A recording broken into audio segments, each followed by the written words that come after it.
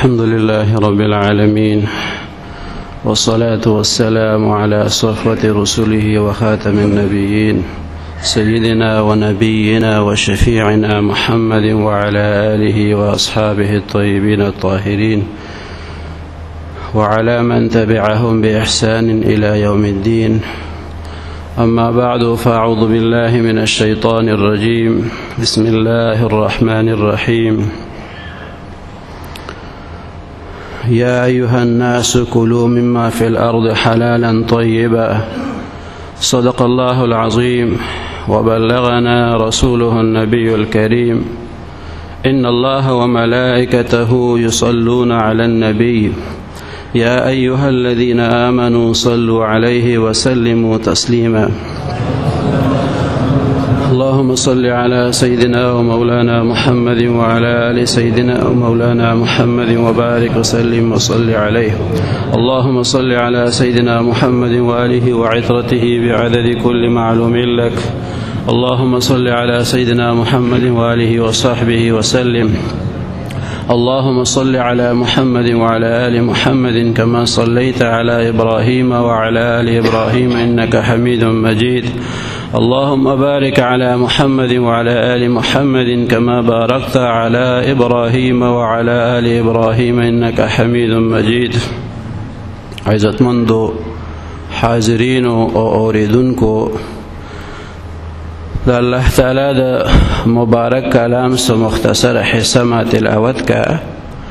رب ذوالجلال فرمائی یا ایها الناس کلوا مما فی الارض حلالا طیبا. اے خلکو تاسو خورئ دا هغه نه چې په دې ځمکه کې دی حلال او طیب.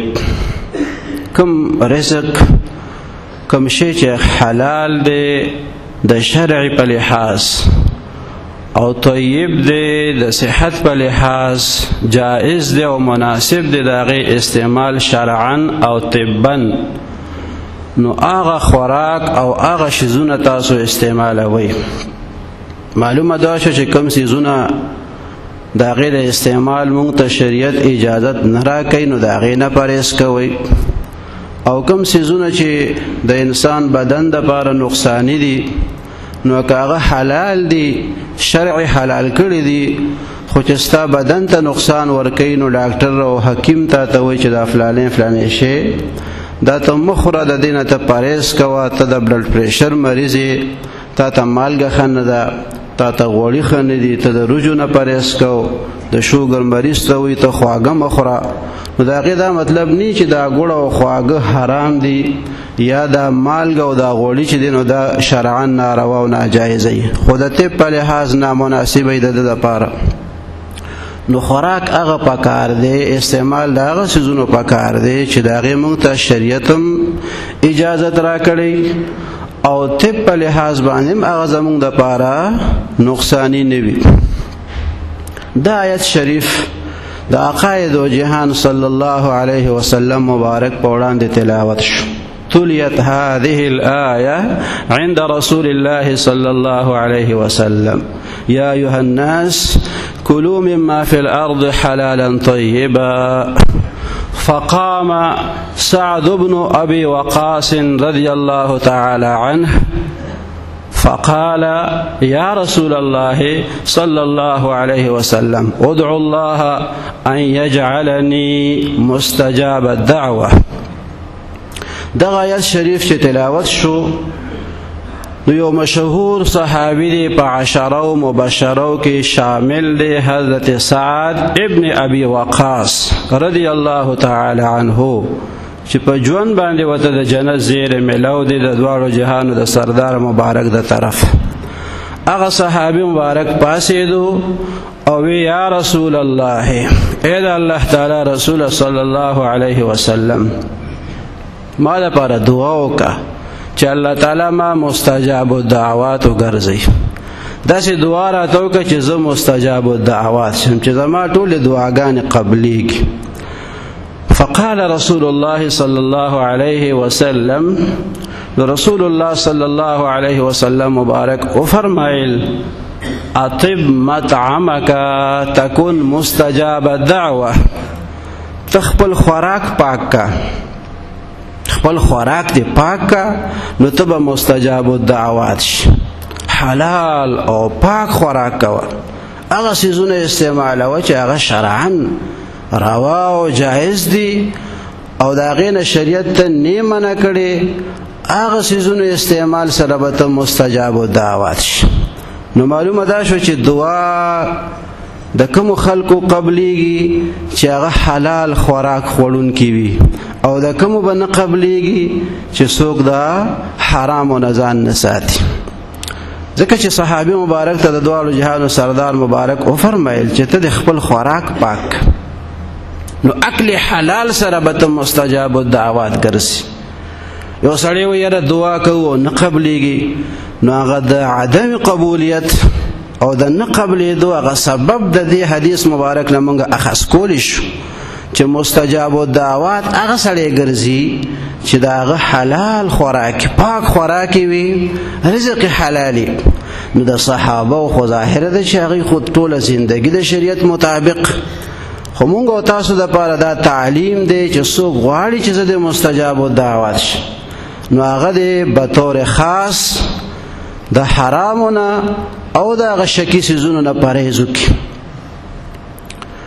رسول الله صلی الله علیه وسلم مبارک فرمای ان الله طیب لا يقبل الله الا طیبا. الله تعالی پاک دی، منزه عن النقائص، د نقصاناتو نه منزه دی، مبرح دی الله تعالی، او نه قبلی مگر پاک قبلی، پاک شي قبلی، هغه پاک دی نو پاک قبلی. ثم ذکر الرجل، او بیا دغه حدیث مبارک کې فرمایي چې امر المؤمنین بما امر به المرسلین، الله تعالی حکم کړی د مؤمنانو ته د هغې چې د هغې حکم یې کړی د پیغمبرانو ته، یو داسې حکم چې د هغې مخاطبین انبیاء کرام دي، او بیا عام مؤمنانو ته الله تعالی هغه حکم کړی دی. نو یو حکم الله پیغمبرانو ته چې کړی کوم یو دی، یا ایها الرسل کلوا من الطیبات واعملوا صالحا. ای پیغمبرانو تاسو پاک خوراک کوئ، حلال خوراک کوئ تاسو، او نیک عملونه تاسو کوئ. انی بما تعملون خبیر، زه په هغې باندې چې تاسو یې کوئ خبردار یم. نو انبیاء کرامو ته الله تعالی حکم کوي چې کلوا من الطیبات، پاک خوراک تاسو کوئ، شرعاً چې پاک او د طب په لحاظ باندې مناسبي. او بیا دغسې حکم الله تعالی عام مؤمنانو ته هم کړی، یا ایها الذین آمنوا کلوا من طیبات ما رزقناکم. هغه خلکو چې ایمان یې راوړی دی تاسو خورئ د هغې نه، د پاکو نه چې موږ تاسو له درکړي دي. نو د پاک خوراک یعنی د حلال خوراک حکم الله تعالی پیغمبرانو ته ورکړی دی، او بیا هغه حکم عام مؤمنانو ته ورکړي. نو بیا چې حضور پاک صلی الله علیه وسلم دغه وفرمایل ثم ذکر الرجل، بیا د یو سړي تذکره وکړه، یطیل السفر، اوږد سفر یو سړی وکړي، ډېر اوږد مزل وکړي یو سړی، اشعث اخبر، دی بیا داسې چې پراګندۍ د ده ویښته او د ده په بدن باندې ګرد غبار پرېوتی، د ډېر اوږد سفر د وجې نه خړ پړ شوی، ویښتې ګډوډ شوي او دوړې پې پرتې وي. او یمد یدیه الی السماء، یعنی یرفع یدیه فی الدعاء، دی په دعا کې هغه خپل لاسونه پورته کړي، اسمان طرف ته دی لاسونه اوچت کړي، یقول یا رب یا رب یا رب، دی وی ای زما رب ای زما رب ای زما رب. ومطعمه حرام، او حالان کې د خوراک چې هغه حرامي، ومشربه حرام، او دی چې کوم سکل کوي هغه حرامي، او وملبسه حرام، هغه کوم لباس چې د په بدن دی هغه هم د حرامو نه دی. وغذي بالحرام، د د بدن غذا چې د نو هغه د کمی غذا نه بدن جوړ شوی دی او غټ شوی دی، د غوښه او د وینه او د پټې پلې دا د کم خوراک نه تیار شوی دی، د حرام خوراک نه. فانا یستجاب لذلک، نو څنګه به قبول کړي شي دعاګانې د داسې کس. یا رب یا رب ویل سره خو الله خوشحالیږي چې بنده ورته زاری کوي، لیکن یو سړی دی چې د هغه په بدن باندې جامې دام د حرام وي او په بدن کې دننه خوراک دام حرامي او د بدن دا وینه دام د حرامونه جوړه شوي، د بدن دا غوښه دام د حرامونه جوړه شوي، اډوکې هم په حرامو باندې راغل شوي. نو د داسې کس دا دعا به بیا څنګه قبوله شي؟ او که یو سړی بیا ورپسې نور هم ور وړاندې شي او د چا نه یو ځای په غصب باندې راګیر کړي، نو بیا خو مسکنه هم حرام شو چې یو سړی د استوګنې لپاره د ناستې ولاړې لپاره داسې ځای ځان ته جوړوي چې هغه په غصب باندې قبضه کړی دی، په زور یې لاندې کړی دی، نو دا خو مسکنه هم بیا حرام شو. او آقای دو جهان صلی الله علیه وسلم فرمایي من اخذ شبرا من الارض بغیر حق، هغه څوک چې هغه یو لیش ځمکه په ناحقه باندې واغسته، په ناحقه یو لیش ځمکه د چا نه قبضه کړه بغیر حق، د ده نه رسېده او د واغشته، خسفه الله یوم القیامه الى 7 ارضین، و ځمکو پورې بیا الله تعالی په ځمکه باندې د قیامت په ورځ نه باسي په یو لیش ځمکه باندې، او چې یو لیش نه یو ګز ځمکه لاندې کړي او یو مرلی را لاندې کړي او یو کنال راګیر کړي او یو جیرب راګیر کړي او یو ایکړ چا راګیر کړي، نو بیا ورپسې خپل دې سړی حساب وکړي چې د هغې نه به څومره جوړېږي. او یطوقه یوم القیامه من ارض 70 هم راغلی دی چې د دې اوو ځمکو چې څومره راګیر کړي د دغې په اندازه دا به د ده په غاړه کې اچولی کېږي، طوق گردن به د ده دپاره بیا ګرځېده.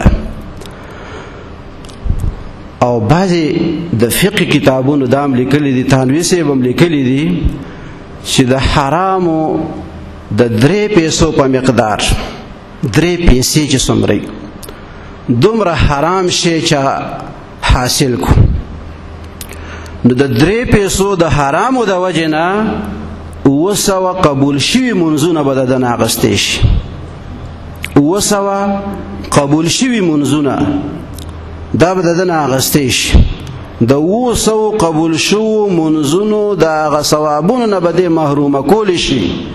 په څه وجه؟ د 3 پیسې د چا نه قبضه کړي دي په ناجیزه باندې، نو چې 3 انې قبضه کړي نو هغه به بیا څومره، او چې 3 روپۍ قبضه کړي نو هغه به څومره، او چې 300 قبضه کړي نو هغه به څومره، او چې 3000 چا قبضه کړي نو هغه به څومره، او چې 3 لاکه چا نه ګیرې کړي نو هغه به څومره. داسې ورپسې سړی د حساب وکړي په خپله.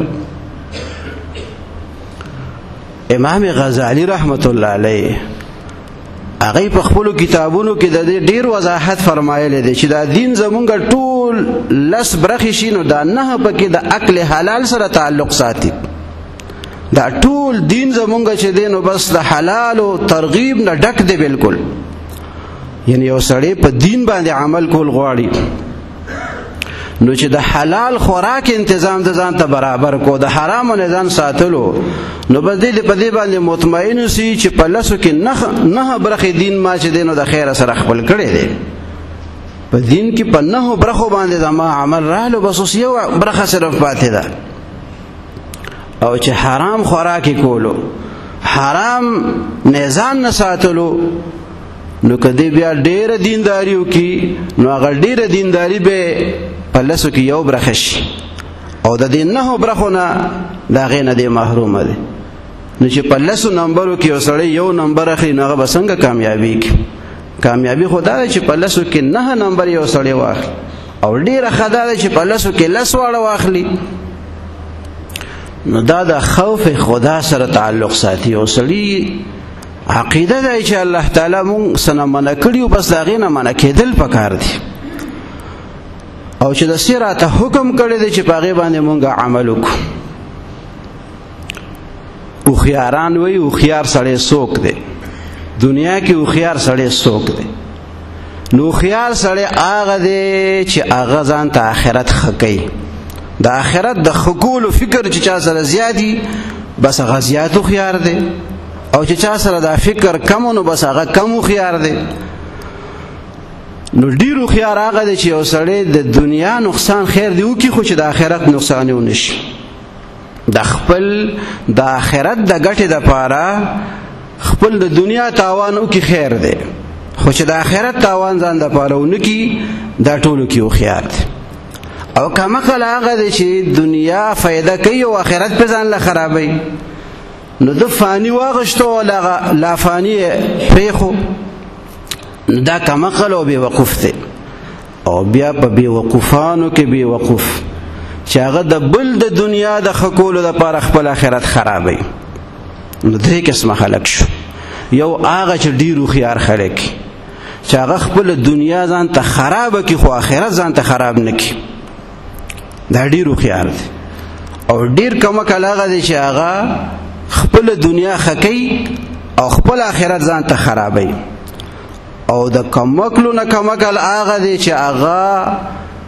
د بل د دنیا د خکولو دپاره خپل آخرت خرابوي لکه یو سړی د خپل زوی دپاره آخرت ځان ته خرابوي د خپل نوسي دپاره ځان ته آخرت خرابوي د خپل ښځې دپاره ځان ته آخرت خرابوي نو داسې شو چې د بل دنیا حق او خپل آخرت یې په ځان له خراب کو نو که آخرت ښه کړې وي او دنیا خرابه کړې وه نو دا هوښیار او چې دنیا ځان ته غوره که او آخرت یې رستو کو نو دا کمقل دی او چې د بل د دنیا د ښه کولو دپاره خپل آخرت خرابولو نو دا خو د کمقلو د پاسه کمقل دی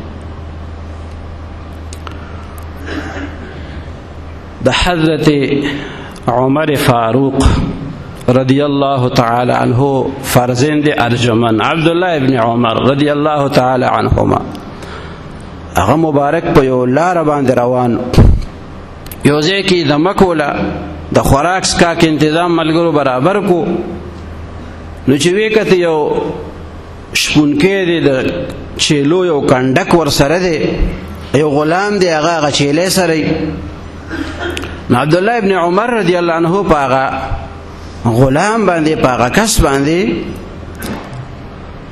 چې نظر ور پریوتو نو ورته وایي چې راشه موږ سره خوراک وکړه موږ سره کښېنه موږ سره شریک شه هغه غلام ورته وایي زما روژه ده عبدالله ابن عمر رضی الله عنهما مبارک ډیر متاثره شو چې ګوره په دې ځنګل کې په دې صحرا کې چې دلته کې څوک شته نه او دا یو غلام دی چیلو او ګډو سره کار دی او د رمضان شریف میاشت هم نه ده او نفلی روژې چې دی نو دا دې نیسي دا څومره بختور سړی دی دې کې خو ریاکاري هم نه راځي چې خلکو ته ځان ښیي چې یاره زه روژې نیسم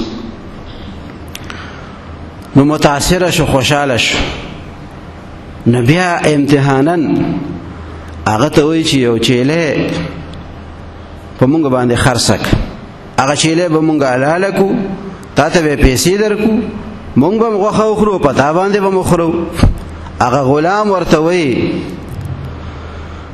چې دا چیلی زما نه دي که دا زما خپل وي نو ما تاسو نه منع کولی نه شوې خو دا زما آقا دی زما مالک دی دا د هغه چیلی دی نو د هغه د اجازت نه بغیر زه چیلی په تاسو نشم خرڅول عبدالله ابن عمر سے مبارک په امتحان کوي ورته وایي چې دې ځای کې ستا مالک چرته دی او ستا مالک ته د دې دومره ډېرو چیلو کې د یو چیلی خرڅولو څه پته لګي چې تا یو چیلی خرڅه کړې ده او پیسې دې پرې اخیستې دي دلته هغه ته څوک رپورټ ورکوي هغه غلام ورته وایي که زما مالک نشته دی نو د دې اسمانونو او د ځمکو مالک خو شته که نه رب العالمین خو شته زه د خپل هغه مجازي مالک په مال کې څنګه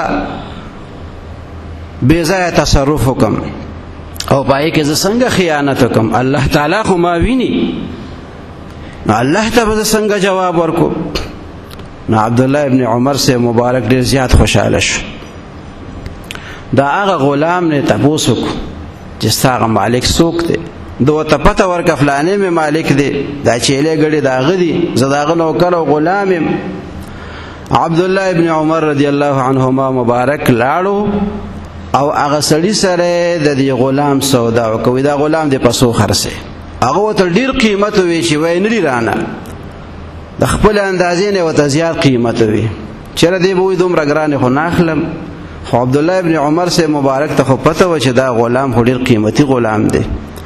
نو چې هغه څومره پیسې غوښتي نو هغه مری وته ورکي. بیا وته دا شیلې غړي د پسو خرڅه نو دا غي قیمت ورته وي نو هغه هم ته واغستل.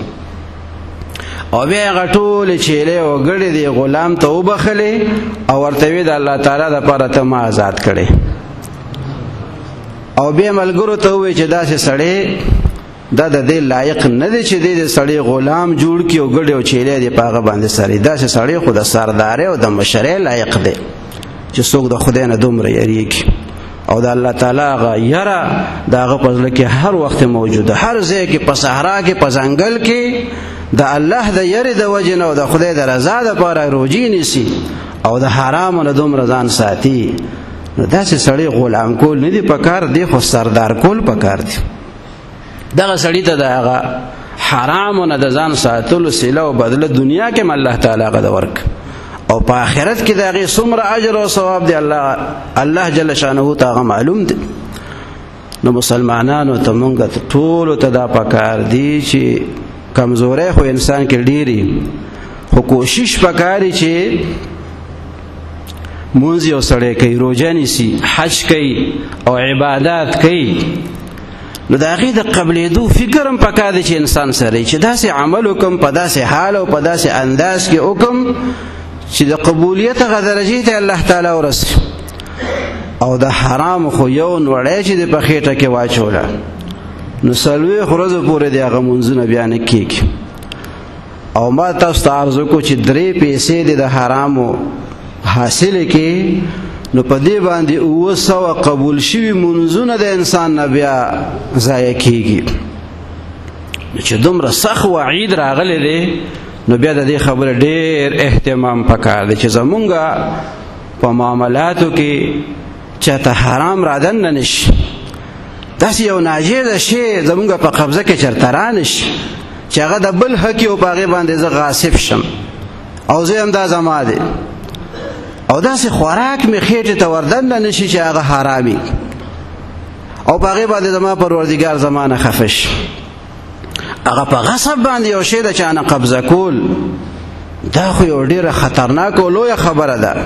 کله کله د غفلت د وجې نه یو سړی د بل حق ځان سره ایثار کړي، انکار ته نه کوي چې دا د حق دی، خو د غفلت د وجې نه یې ورته نی رسولی، د هغې هم ډېر نقصانات.